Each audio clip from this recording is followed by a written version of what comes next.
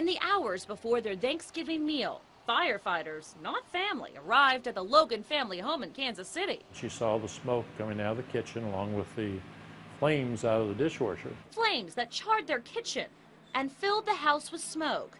The remaining blackened pieces leave little doubt in their minds where this fire started. And the Logans are not alone. The flame shooting out of the side of it looked similar to what you would see from a benzene torch. We saw flames probably 10 or 12 inches high, and then just a billow of like black, toxic smelling smoke. Fire investigation reports we obtained don't zero in on a cause, but they do show a potential problem, with homeowners and some investigators blaming dishwasher fires for the damage, and even a death at this Oregon home. From Florida to Arizona, Michigan to right here in Green Country. People like Katrina Franks, this Oklahoman, says she witnessed her machine go haywire firsthand. Everything was going on.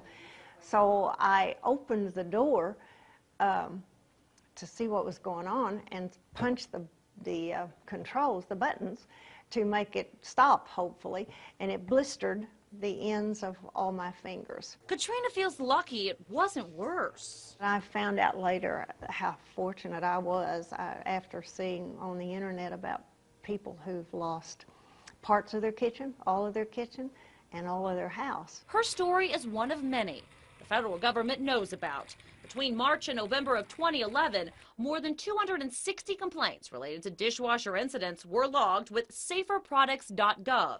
It's a public website run by the Consumer Product Safety Commission.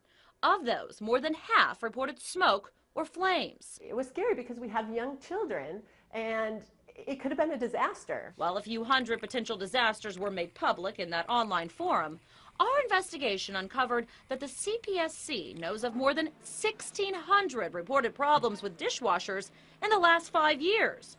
Those complaints simply aren't shared with the public unless you ask to see them. In 80% of those cases, though, consumers reported a fire. A representative came out to the home, interviewed me for a couple of hours, asking me lots of questions. We have questions, too, about what brands are mentioned in those cases. The CPSC won't tell us until it gets permission from the companies involved.